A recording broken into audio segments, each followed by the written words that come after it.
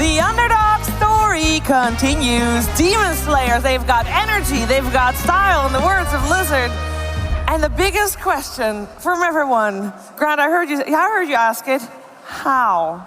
How? How? I mean, how did they do it? All the players are asking. I've been talking to other people as well online. They're like, it's tough. They're out drafting and out playing. They're just straight up being a better team. They're not doing any cheese. They're not doing anything crazy. They're just beating you straight up. They're just a better team, apparently. And after every single game they win, they just become stronger. It's like one of those bosses where you just keep hitting him and he just gets bigger. It's bigger. I saw a really nice thing. I think it was on, it might have been on Twitch, but it said, he annihilated. Yeah. He really did. Yes. It was a great game, and again, I feel like you want to kind of see who is doing the best, but they're all doing good. Yeah. It started out though. I mean, we predicted this, Grant. It was a bloodbath. It was. It was an early one. There was a first blood before the rune even spawned. They just kept running at each other. You have a Nature's Prophet on one side, which means you should always have an advantage in a team fight, but I loved it. Demon Slayers always brought 4 or 5 to every single fight. They never got outmatched, and I mean, that's how OG said they won TI. Always bring more. Just outnumber them. Yeah. Seems like a simple strategy. It does. Let's find out how Demon Slayers outnumbered Alliance in the team fight on the drawing board. It is a rush fight in this case. Get ready. Well, get ready for some sanking action. Yeah. This is so beautiful. What the hell? I mean, it is a pog moment. Look at and right here, look at. Not only does he pog on in there clear, we'll get the red, but here comes I Annihilate, and look at Nico, baby. Where's his BKB, by the way? Was it on cooldown? I don't think he was stunned. All right, there's the BKB. Yep, and then look at this. Old White picks up the Aegis as well. The magic damage they're doing, they had Radiance, Veil, the Sandstorm level 15 talent. They were doing about 250 damage per second in that Roche pit. And then they just run him down. They keep going for more. You have the Moonlight Shadow, so even if Radiant wants to go back, they can't, because they had no detection. That's a great approach to a team fight with the Moonlight Shadow, and we were praising Old White for his initiating skills, and he delivered there. I'm getting the Wings vibes here. I gotta be honest. Like they can play a lot of different heroes, and they know how to play. We even talked about that in the minor qualifier, right? Even though the losing games, you're like, well, you can see they know how to play. They just gotta figure it out. They never lost the game in 20 minutes. It was always an even game, even if they lost.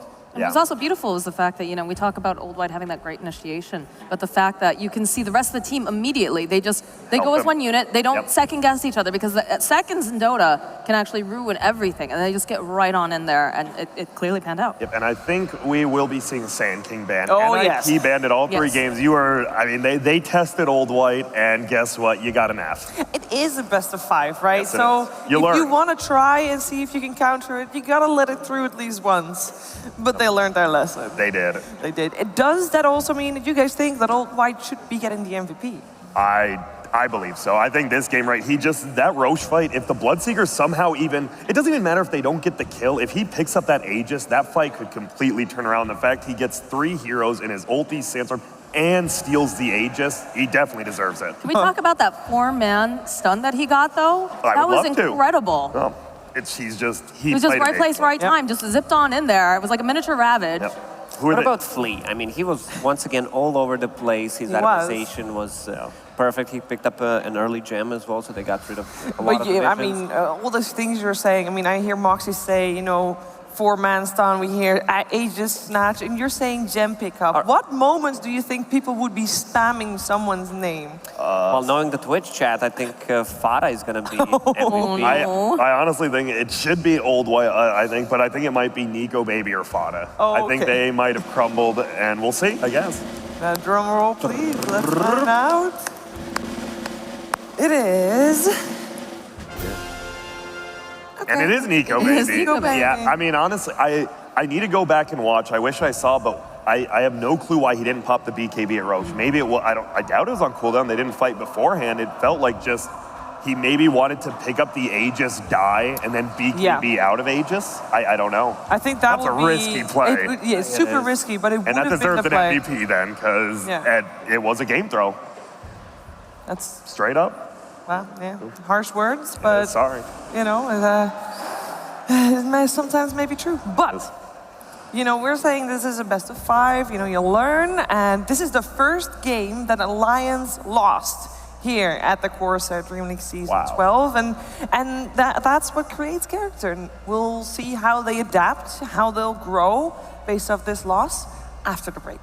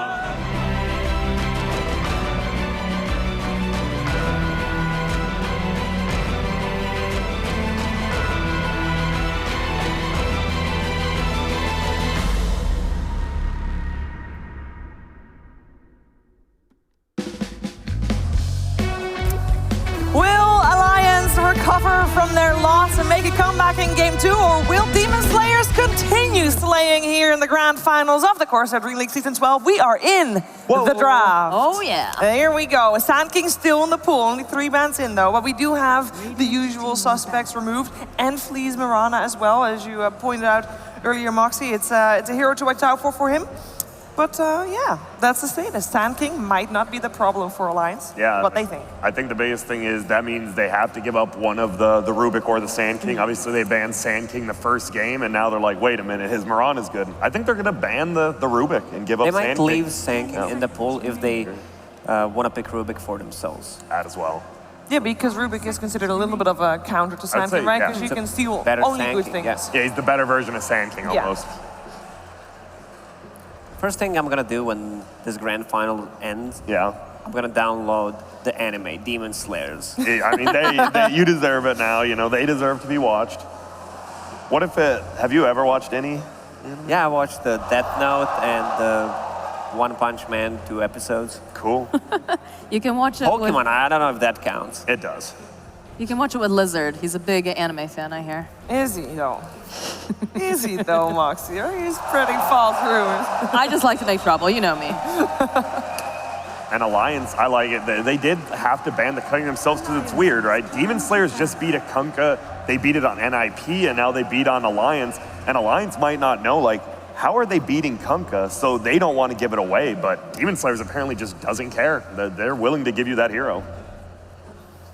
And we saw, I do want to bring it up. We talked about kind of how limp he had those, you know, he had a kind of his Cole limp performance. He died multiple times alone. He went that BKB first, and luckily, you know, Fogged is here, you know, he's a little sick, but we were talking about, and Like, if you go BKB first on that hero, You're gonna fall off. You do not scale at all, and guess what? He did not scale one bit. They actually banned out the Shadow Demon here. Okay, so that might actually, yeah. We that forgot about makes that some hero. sense. Yeah. That hero, Juan, has made it look god tier if it wasn't already. Do they pick up a Keeper of the Light here, though? Because we know that Fata likes to play it. Or sorry, no, we're over on Demon Slayers, but that's still something in the pool, obviously. Yeah, we have had it banned almost like every it. time. We also had a Legion Commander first phase or banned They go for in the some Rubik. of the previous matches. Yeah, they just go with the Flea Rubik has pretty much dominated this entire tournament. Even though I do agree, I think they might take the Coddle here, and I do believe Coddle and Shadow Demon are like the best two supports, and then maybe Jakiro's a little bit farther down, but The Ignis, the Will-O-Wisp, just does so much for those It fights, does. and the fact that you can also use Blinding Light. refresh your carry, you're helping everyone. It's incredible. We've seen yesterday one of the coolest combos that I've seen lately, the Night Stalker with the Chakra Magic, so kind of double silence. Yeah. You're just controlling the team fight. Okay. They take one of the saves. Obviously, all the saves got pretty much taken out of the pool after we had the one by Demon Slayers picked up. So they're like, we're going to get it now, not second band. I gotta say, Nico Baby is gonna be super happy about this opening. He's gonna have Bloodlust, Blood Press the attack. It's going to be hitting a mile a minute, but they do go for the Keeper of the Light They do. on the side of Demon Slayers. Opening with their two supports. That's strong. Yeah. It is, I like, because Rubik is, we talked about when Demon Slayers, they played in the group stage, they picked two supports that couldn't roam. Now, you pick the Coddle because you already have a Rubik who can roam around, and now your Coddle can just be static in the lane. You always want to have that one hero from either position 4 or 5 who can do things. If you're in a position where enemy has 5,000 network lead, you want to make some kind of a move, but there's no way to initiate any kind of a gank or a team fight. You're in a really bad spot. No. 10 seconds remaining. Now these bans. We've actually seen most of the reserve time by Alliance, NIP, and Demon Slayers is used in the second banning phase. Yeah. I've noticed, like, they use both 2 minutes almost every time.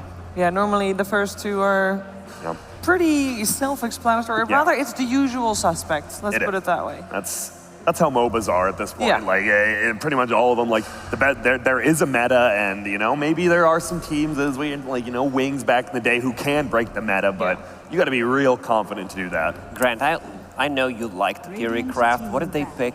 Something like a Phantom Assassin, Invoker with Alacrity, Magnus, and just give it Speed gaming, steroids. pretty much? Give Yeah. that Phantom Assassin everything you have. Dude, I mean, they've been doing it with Nico, baby, right? Like, that's who has been carrying them. Do it. Hey, we saw our first Nature's Prophet of the tournament in the previous game. What do we think? Because obviously he is able to bring that extra person to a team fight every single time. And we said that that's very important. 5 seconds remaining. Yeah, But I don't think he was the problem, but I also don't think he was like a solution to really anything, which was a little bit odd to me. He just teleported around. He never bought boots. Obviously, a lot of Nature's probably don't do that. I'm not a big fan. But then he just bought these support items, and then his sheep stick came so late, the Lotus Orb was already out, so he sheeped himself a few times. Yeah, the problem was you have a Kanka who didn't go for scaling items, and you have Nature's Prophet who's Who didn't going for either. his utility items as well, and you're relying on your carry to deal all the damage. 10 seconds. You can see your spec ban coming out for the CK. My question, though, like I know it's still probably far off. It's going to probably be the last pick for both teams. Is what do you see from mid, and how do you shut down Annihilate? I think it's weird, because they even brought the Earth Spirit middle quite a bit, but just hit your spells. He missed a few rolls. Honestly, it could be as simple as just hitting your spells. You kill him twice. I believe they did get him twice in lane, but you have to ward up his jungle, and I think that goes back to Juan. He has been the best warder Yes. by far this tournament, no doubt. Counter wards. Go back to last game, 6 sentries around their triangle. You're not getting a ward down there. no. It's also that if you've got someone who needs to farm, that's the place that they're going to be looking for you. So very very smart decision for sure. Alliances. Looks like they're trying to ban out some of Costa Bow's heroes. Yep, and they take out the Bloodseer. I mean, we said this is, I think, all 5 games, honestly. If it goes to 5 games, they're all going to be fast-paced. And Bloodseeker, we saw lose last game, but he went beyond godlike still. Like, Yes. Bloodseeker is a scary, scary hero. Slow the game down. Something fishy's going on. I could actually smell Slark for Alliance here. Thinking, right? Maybe not right now, but once they show one What more makes pick. you? What makes you think that? Rubik, Keeper of the Light, don't have any good spells against Slark. He can get out of all the stuff they have, and he's that hyper carry. And there's the Alacrity. All right, let's go, baby. Magnus PA, all right. It was, of course, Hanskin who played a position 4 Invoker earlier this tournament as well. I think that's. We also saw mid Invoker one of the games, right? Yeah, we did. We saw- I love this. That's the combo we talked about. I love this. They ran this before. It seems like it's contradictory, but it's so good with that silence. Get that Ags up and running. And it's funny, because obviously they are kind of contradictory, but it does mean at least you have a hero for every, time of the day. Daytime, nighttime, anytime's a good time when you're a Demon Slayer, apparently. And I feel like Night Stalker block picks quite a few heroes. Yes. Heroes like Ember, Storm Spirit, like you just actually can't play those heroes versus Night Stalker. He was actually super popular during the qualifiers. He was. Like he was either banned in every single one or picked up. So I'm wondering what kind of change that allowed him to like slide through. I guess there's just better heroes. Ooh. I love that. This is their late game insurance, the hyper carry as well, which gives them vision. And the Spectre doesn't care that much about Night Stalker going in, silencing her. And like usually you want to have a BKB carrier against the Night Stalker. It's pretty much the only way you itemize to get rid of that silence. But the Spectre is tanky enough. Like she doesn't care that much, especially while she has Legion Commander sitting behind her and Invoker with a couple of spells to just disengage the team fight. Yep. All right. You said you wanted Slark on Alliance. I know there's the Legion Commander, but like who actually matches up against Spectre? Slark's not that bad if you want to play quicker than them. He is. Alliances turn to battle. Viper, okay. Okay. We've seen Annihilate. He had a pretty good game on his Viper. I believe they actually lost that game, but he still did well. He did quite a bit. It took a lot to take down the Viper, if I recall It did. correctly. But yeah, they did lose that game. I'm not really a fan of that, actually, because now, like, if you look at these 4 heroes, what's your team fight? You have an Ignis, and then Night Stalker needs items to be a team fighter. Viper needs items. You go from this no item needed kind of draft last game, and now all these guys need farm. Honestly, like, Flea needs farm, Night Stalker needs farm. I'm a little bit worried already for him. Might be a bit too greedy. The other thing you have to keep in mind too, we've seen Nico Baby play the Spectre and some of the other series, and he's not the Spectre that just sits back and farms the entire time. Again, this is one of his highlight traits, is the fact that he's very active. He sees a good fight, his team's taking it, he's gonna haunt it, and then immediately TP out, go back and hitting creeps. Yeah, and of course the previous one we saw do that was actually Costabile earlier today against Ninjas in Pajamas. So hopefully they'll be expecting that fast pace as well. This Alk, I don't know why. We talked about why we think Alk's bad. You don't get mana regen anymore, and you're against an Invoker. You I have doubt they were Keeper going to pick Keeper of the him. Light, if they wanted to pick him, to give him some extra mana, because once you use that Chemical Rage, since it doesn't give mana regen anymore, you don't have enough mana to cast your spells after you use Acid Spray plus 1 stun. Now Demon Slayers, they get the ban into pick. Probably going to use the rest of their time here. Lacoste, what do you think is like the best pick for Demon Slayers here? What's gonna be the cherry on top of the sundae? I'm liking Slark because the only one who can counter him is Legion Commander, and with Keeper of the Light plus AoE Silence, and this Broodmother allows them to, like, both of these teams are afraid of them playing fast, and well, they go for Lycan. I gotta think about it. Are you liking the Lycan? Where's their Disable? They got a lot of slow, but they got very little stuns. You got the Ignis. What do you mean? Void has a mini stun? Yeah, true. Still counts as stun. I guess. I mean, if you're Lycan and you're just running, I just don't like, remember the one game they lost today, they had a very fast-paced tier and a very slow-paced tier, and once again, now you have a Viper and a Lycan, who to me are very, like, a bit of separate. a mismatch. Yeah. And that's exactly how they lost the one game they played against Nip today. I do like that they do their cheer before they even see the final hero of Alliance. It's like they don't care, they're gonna play their own game, and that's, I think, a good thing. Yeah, well, they're like, okay, let's do this so we have more strategy time so we can buy my items. I forgot them last time. Perhaps that's the case. Look at that, Alliance ticking through their last seconds of their bonus time, and it will be a Tiny. Oh, so the Limp Tiny versus Viper. They needed a hero that deals well with the creep wave, something that can split push as well, because they are afraid that the Demon Slayers will run them over. With this Lycan, it's extremely fast lineup. I agree, it's very fast, but I still think that Viper, like, why? It's just like when they picked the Necro, kind of why? Like, oh, let's group up behind. You don't need to group up behind someone, you just need to run at them. So I mean, I know I picked Alliance, you know, Demon Slayers, they did well, but I do think Alliance, they actually do have a better draft. I thought it was pretty even last time. I think Alliance has actually a much better draft this game. So I'm gonna go with them. I'm gonna go with Alliance as well. They have the hyper carry, all the buffs they need. Even though Viper can break her, I still think it's going to be extremely good. If they don't lose in 20 minutes, they're going to win. Yeah, but I'm going to say Alliance. Moxie, are you still on the train? I'm still on the train because Grant said, you know, he saw the Necropose. He's like, why would you pick that? But they won with it. No, they lost that game. They lost. That was the game they lost. I thought that there was another game they where won they had our it. heart. So. Yeah, no, they lost because that was the one where you know what? But they won the previous game. They did. And you did think they would win that one? I did, and I was correct. So I'm going to stick with it. I'm going to stick with Demon Slayers. I think, you know, they're on a hot streak. I'm still on that train as well. It's the mental battle. I think Demon Slayers has already won in their minds, and that's all that they need to do to win the next game as well. We're going to find out what's going to happen, though. Let's head over to Odie, Pixel, and Lizard and hear their thoughts.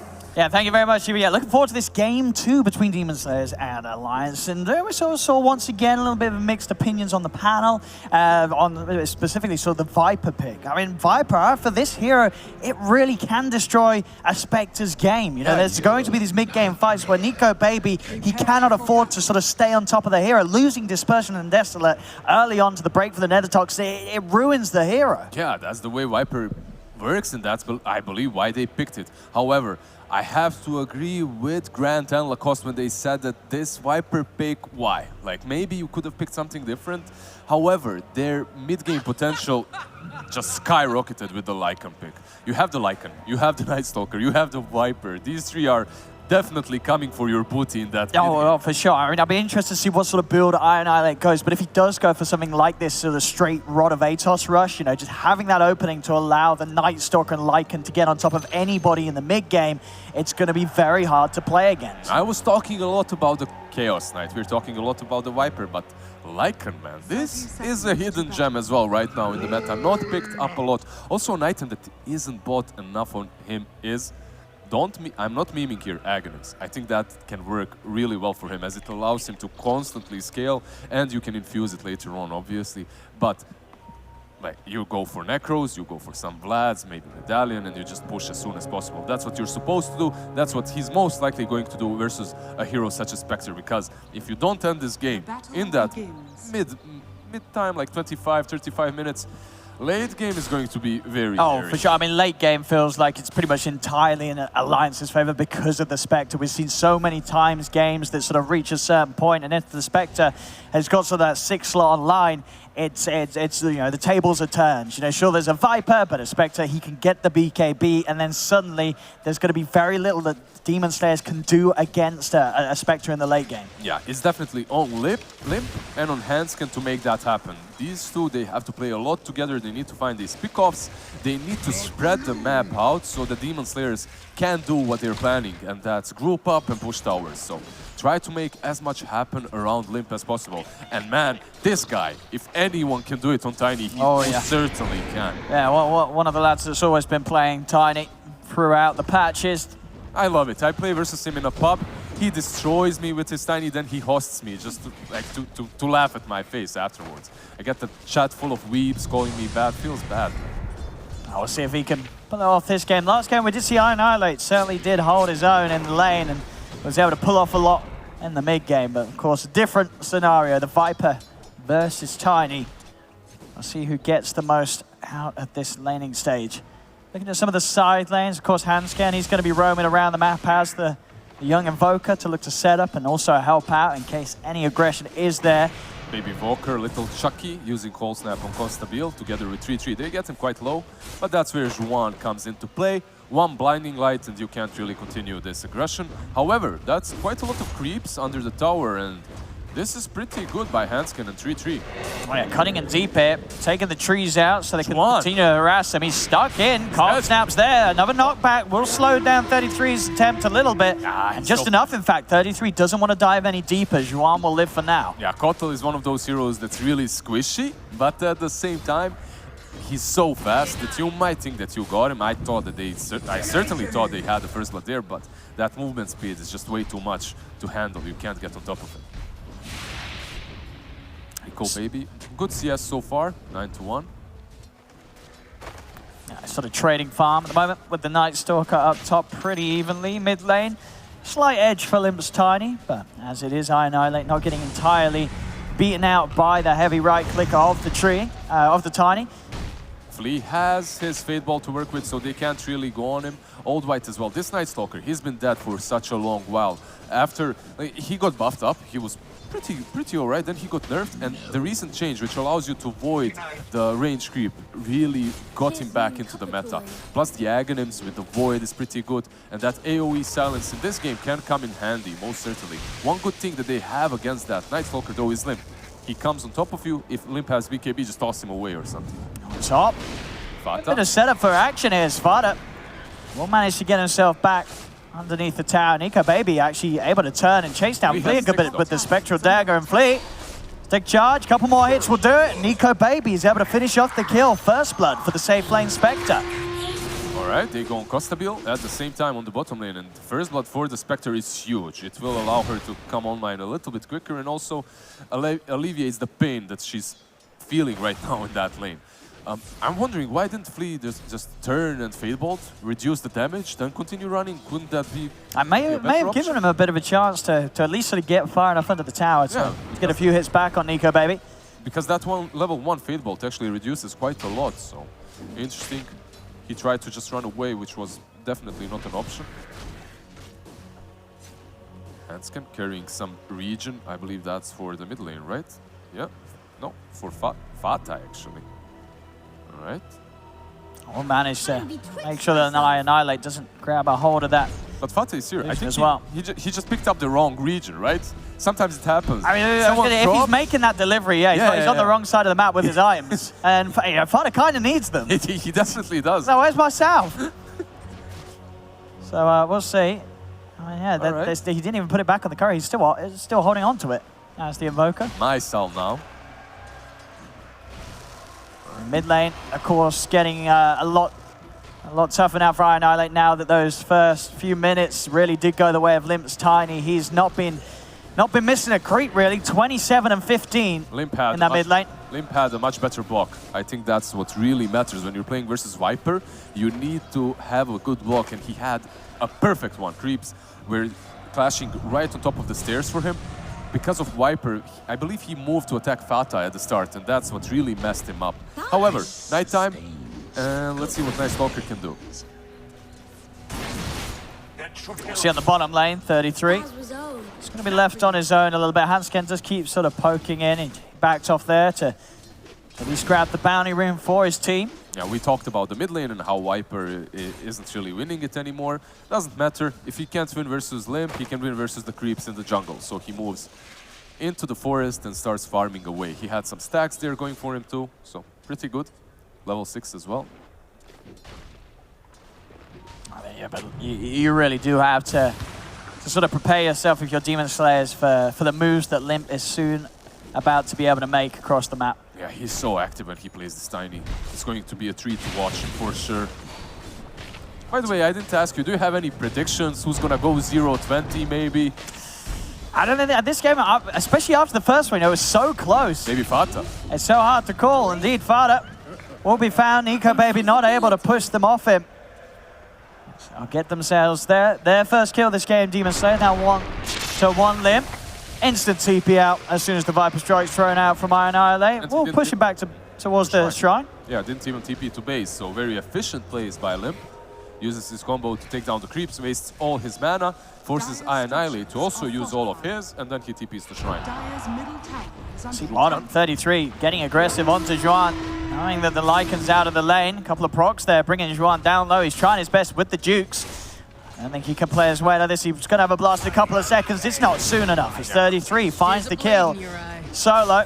He's fast, but at the same time, there's Phase Boots on Legion Commander, and there's also Orb of Venom. You're not that fast. He gets it. Spectre perhaps could have used the Horn there to get the kill, but it's not really worth it as he's still farming on the top lane, just biding his time. His time is late game. He does not need to get involved this early on.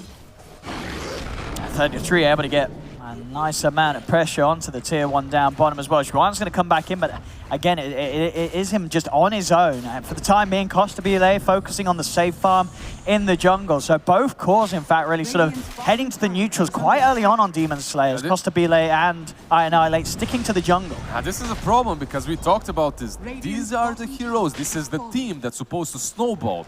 You need that Dominator a little bit faster on this Lycan. You need that level 6 and instant rotations towards the Spectre's lane to zone her away so that she stops farming, but they aren't able to actually do that. Right now, the Viper and the Lycan, they're crammed up together in that jungle, just trying to farm it. But they're losing towers, they're losing map control, and most importantly, they're losing time. Precious time in which they should be pressuring this Spectre. There we go, a bit of attempt here in the night time on top of Nico Baby. He is backing off, has already used the 1 charges. A TP in will stop Old White from going any further upon him. He'll head over towards the shrine up and make the usage of maybe some of the camps here to get that extra bit of farm safely. We'll be going for the standard stuff, Phase, Soul, Radiance. Nico Baby this game. Horn comes out. In fact, he found a chance to get involved straight away off the back of using that shrine because 33, he's got the duel. Won't quite get the bonus damage, but will get the kill. That's Costabile dead and gone. Annihilate's going to turn up and try and turn things around, but Lim, he has a haste rune. He's straight in onto the Viper. Annihilate in trouble. They will lose 33. Another TP comes in, but Flea, he's keeping in. He's so low. He'll pop the stick charges, but with Lim, Nico Baby, and Hanskin on top of him, this Rubik cannot escape. There's Alliance, they'll take the 2 of them. They just crushed them. And listen to me, it doesn't matter how strong of a lineup you have early on. If you lose all 3 lanes, you're going to suffer in that mid game, no matter what. And right now, this Spectre is involved more than the Lycan. Lycan is involved in his own death pretty much, and that's about it. He might get tossed back here. Let's see Limp. Trying for the setup, and TP's coming for 33. Costabile will go for the ult, and in fact, Hanskin, he whiffs the tornado. Yeah, he misses it entirely, and Costabile's unable to run out of there. Yeah, he gets stunned by the Centaur here. If that tornado did connect, he would have been dead, wouldn't he? Yeah, definitely. But the way Alliance has rotated, this game is already scary in my eyes for Demon Slayers, because you have the Spectre that farmed freely on the top lane, then rotated towards bottom, now has all the space around that bottom lane to farm while Limp is pressuring mid lane. Strategically, Alliance is feeling in a really good spot. Nico Baby moving straight towards that Radiance. Phase Boot, Soul Ring, Radiance. Not messing around. No Blade Mails, nothing like that. Straight Radiance for him, and I like it. Atos coming up for Annihilate, but it's the timings. The timings are off. I have to repeat myself. They needed to do this a little bit quicker. 1 tier 1 had to fall by now. Fata, he might fall. Let's see if we can grab. They will be able to grab the bounty rune at least on the way out.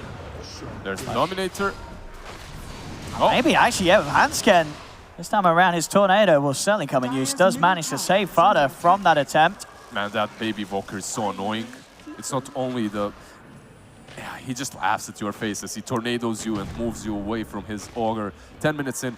Level 4, yeah, he's not super leveled, but it's minute 10. He will get that Tome, and also he has Basilius and the Nerd completed. So his game so far has been going well. Remember, this guy, he's, I believe, top 1 rank right now in the EU as a support. I think he's looked pretty hot recently, Hanskin, on his support play, yeah. Definitely up there on the leaderboards. And showing us, you know, with this lineup of Alliance that they really have gelled, and they support play a big part of why they're doing as well as they have been. Mid lane, Lim, it's going to be gone upon. Darkness, Old White staying on top. TPs will come in, and of course Lim, fairly tanky. One big difficulty that Demon Slayers have to find a way to pass is lack of damage. Like these 2 supports, they're so fine and dandy, and you have this Rubik and Kotl, you know, they're squishy, controlling little boys. They're not that massive shaker that Flea used to play or something similar.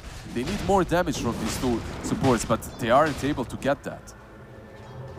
Perhaps if Flea finds a good spell to steal, but what can you actually steal in this game which will be very effective? I get Bloodlust will be pretty good to cast on Costabile, but besides that, it's a rough Rubik game too. Press the attack, maybe. Starting to get aggressive up top, but you can see Alliance very well prepared for this, coming in to try and catch off Demon Slayers on the retreat. Limbs there with the wraparound. They'll look for the target. Avalanche down. They're focusing on the Viper. Horns pops as well from Nico Baby. Goes for the dagger on Annihilate. Now turns as they have the control onto Costabile with the duel. Do they have the damage? He's still trying to run away, but the multicast is there from Fada. Costabile's blocked off and killed off. as they'll catch the Lycan. The rest of Demon Slayers managing to keep their distance. Oldbite trying to at least find a bit of pressure onto the mid-1 tower as this went down. Yeah, I don't think fighting during the daylight when you have a Night Stalker is the smartest way to approach this game, but yet again, they didn't manage to do anything so far and they're feeling a little bit desperate, so they're doing these moves which are pretty much doomed from the get-go. I mean, it's understandable because the state of the game at the moment, 12 minutes in, being a 3K lead Alliance with this Spectre lineup, it's not got to feel good for Demon Slayers. They are falling behind with a draft that really cannot afford to do so this early as there's so much space given for the Spectre. Alliance are going to feel very confident with the timings that Nico Baby should be able to hit. Looking at the game so far. Minute 15, that's what it's all about. It's going to be nighttime. Night Stalker is going to be ready with his ultimate. Also the Lycan. Salty will be up again. I believe that you have to find some objectives at that point. If you don't find anything, this game will slowly slip out of control. Lee, moves in for the lift. Actually gonna see if they can maybe get the kill on Fado off the back of that old bite. He'll go for it. TP's there. It's gonna be able to get him out in time. They're so unfortunate. No, like sometimes they get outplayed, sometimes they just miss that one extra last hit to take the target down. And this is what starts to tilt you. It's not the team fights that you lose. Like, team fights are fine. Like, you try your best, you lose, all right, whatever. But when you try to get a pick-off such as this one and you miss that one extra hit, that's a feels bad, man. Here's the iron pickup that they can really start to sort of play around. Now, Annihilate having the Rod of Atos, now they can more confidently sort of go for those setups to allow both Oldbite and Costabile to get on top of the target, but top lane, the fight's already been taken. Limps in with the toss, takes out the room. Well, the Whisper's down, does drag Nico Baby back into it. He's got the stick charge, but Costabile is diving in with the ultimate. He's on top of the Spectre, into the trees. Nico Baby cannot get out of there. A big kill, shutting down Nico Baby for now, and slightly slowing down that Relic timing. Yeah, they had to get this kill. They wasted some ultis. They used the ulti of the Lycan and of the Kotal, but for a good purpose, for a good cause. They took down the Spectre. Not that for way too long. They still didn't take any objectives, which is not perfect, but 15-minute mark is approaching, and this is where they should start popping off a little bit better. Oh, Hanskin. This baby Invoker is very courageous, moving on to the high ground as he knows that big bad Limp is right next to him. Yeah, Limp as well, incredibly close to having the Blink Dagger done. And Demon Slayers, each and every time, there's always that threat of Limp getting in, getting the toss back, or even getting the toss in, maybe setting up 33 to find the duels to begin the fights. Actually, Old White is rushing an Agnes. No BKBs, no blinks, nothing like that to keep that AoE silence on top of Invoker and perhaps the Spectre. No, he goes for the Aghanim first. This Aghanim, like, we don't see it a lot. Night Stalker, we don't see this hero a lot, but basically what Aghanim allows you to do is, first you farm faster, like they're farming Xuan right here, and besides the farm, you can interrupt all these spells. Like, you're about to stun someone, suddenly a void comes from, you know, like a void comes from the trees somewhere. The AoE of that Aghanim is actually massive on Night Stalker. Should have it at a pretty good time as well. I believe the Ogre Club already on its way out on the courier. It's only about 1,400 gold to go. And it will be there. Top lane, pressure will be coming in onto 33, but with Hanskin around, a little hard for them to go too far. Always the power of the EMP or Tornado. That combination can slow down any attempts to dive. They'll focus on the objectives though, with Costabile starting to get the Necro books built up. Has that extra push, extra army to work with. Hanskin staying around, knowing he's safe, is under his own sentry, so knows that Demon Slayers won't have eyes on him. Can just continue to hover around, get that information for Alliance. Costabile should be careful here, does not have his wolf form. Fada, trying for the bit of the setup, 33's around, they're coming in with the horn, we'll see who they go for, they're going to go for the duel straight away onto Costabile. Well, no, he's broken. Hasn't actually managed to commit for it just yet, but now he does. Spectre? Lockdown's there, the Tornado comes in at the same time though, and in fact, Costabile, he's going to live through that. I don't know if that was the play there. Hanskin tornadoing at the same time as the duel means that the duel is successful. They lost 3 heroes. I mean, correct me there, Lizard, but that was not a great tornado, was it? Not a great tornado and just not a bit of great play. miscommunication. They all sort of, all the spells were used at the same time, which was not what needed to be done. They lose 3 heroes because of it. It feels a little bit like my pubs, you know, like you initiate on someone, you duel him, suddenly there's a wild tornado from the forest hitting everyone and preventing you from damaging them. Also, Spectre uses Haunt, gets in, but that break from Viper is not to be just forgotten about. Like, he just breaks the Spectre and she cannot fight, she had to run. Also, that fight was without Tiny. If you're trying to make these plays, you need Limp.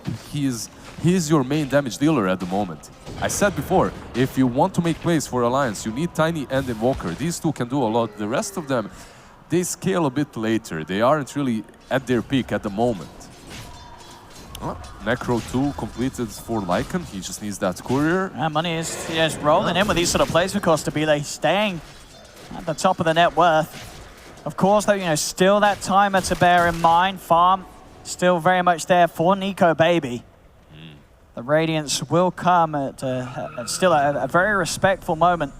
Yeah, and you've got to sort of ask yourself, have Demon Slayers done enough before that Radiance will come out? Yeah, we definitely have to respect the Spectre, and they didn't shut her down in the laning stage. The Radiance will be there very soon. After that, we might see some rush fight from the Lycan, from the Viper, and that's where this game will break in half and we'll have a winner. By the way, Aghanim's almost completed on the Night Stalker. He needs 100 gold. The Nighttime, though, almost done as well. We have, what, 60 seconds remaining? A bit more. Taking the tower. As you say, with the Necro book being upgraded, with the Aghanims on the Night Stalker, mech done for Viper, Ether Lens on Fleet. All these items are coming together. And they've got the catch. There's the setup. Limp steps forward. A tornado will be thrown out, but they'll juke it out. Controlling the tiny Limp Storm. That's their big damage. And Costabile, he's already eyeing up more. He's on top of Hansen, surrounding him with the army. Costabile trapping him in. That was a Zerg rush on Hansken right there. He tried to go in with, he tried to get away, but Necros are there and they just destroy him. And now Rosh. And now Rosh. That's it. The Nighttime is still there. You have like 40 seconds to work with. You can go straight into the pit. Tiny dead for 20 seconds. You don't have Wolf Form, and Nighttime will go off, so you have to do this quickly.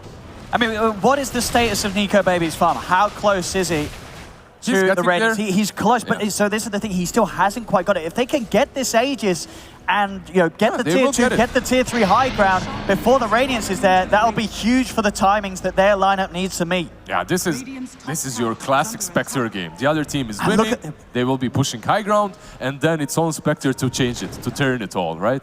The thing that I do notice from Alliance is that even though they have some saves, they're tanky, they can't really dish out the necessary amount of damage at the moment at all. Tiny is the only one with burst, but he gets controlled, and then what? Like, the duel is not enough. This Quas Vex Invoker, he's there also for control, for mana usage, right? And some cold snaps perhaps, but that's about it. You don't deal any damage. Nico Baby is going to have to carry hard. Yeah, then he has to get that Radiance and make sure that the first fight that they go for that Haunt reveal with the Radiance, they get something out of it. If they lose that one, the momentum will still be there for Demon Slayers. It's going to be a very important part of the game. Demon Slayers, man, like, what? Like, where did they come from? Suddenly, through the lower brackets, losing every single game in day 1 into showing complete dominance in day 2. Necro 3 completed, obviously, on Lycan, moving towards that AC, which will buff him the hell up, and he'll be just a wolf that you can't fight against.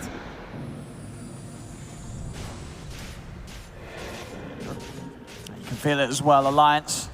Very much trying to make sure they don't get caught out by these aggressive moves from Demon Slayers.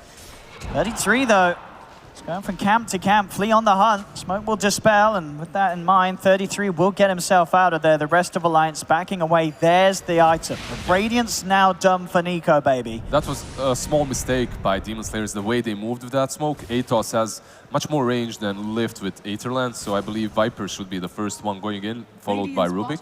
You shouldn't just break your smoke the way they did, but then again, they shoved them away from their forest. They just bullied them pretty much, and because of that, they'll be able to set up some boards on the dark side. They're going to try and start things off. Limp goes for the toss back. Will-O-Wisp is down. They have the control. It's locking Limp in. Limp and Fire are in trouble. The Tiny, he's getting shredded, dying to the poison. He'll run to the high side. He cannot escape. Oh, by move. moves across, he's on top of 33. The Legion falling low. Now Nico Baby's going to try and turn Popstar on. Buyback They've after got to get buyback. something big out of this, but Handskin goes down. Father as well. Triple kill for Ghost of Billy. The break destroys the Spectre. There's no hope there. It's the quad buyback from Alliance. They're throwing everything into this fight, but the problem is Demon Slayers, they're still good to go. The chase down to 33 slowed down as Handskin will push them back with a deafening blast, but they're not done. An ATOS out. Fada held down. The poison continuing to melt the Ogre as Fada will fall. A dieback on him.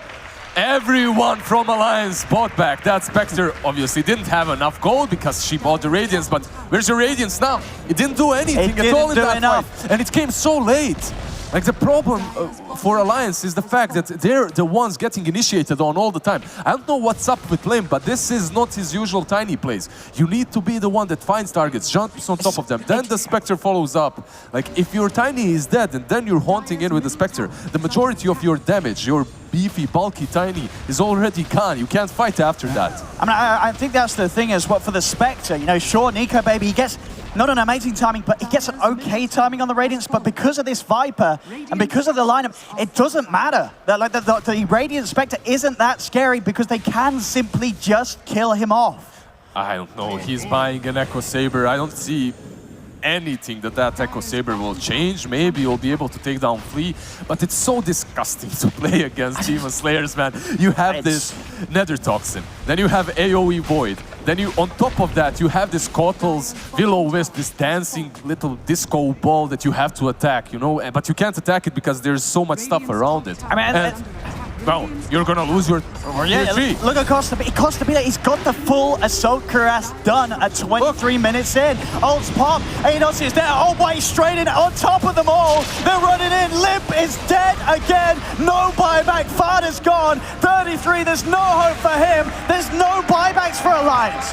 Demon Slayers are running them over. They've built and played this lineup to perfection. Look at Old White. Onto the tier 4. They're ready to end this game. GG is called, and Demon Slayers coming into game 2 with a very different approach to game 1, but they do it again to perfection. Man, talking about different approach, let's not go late game.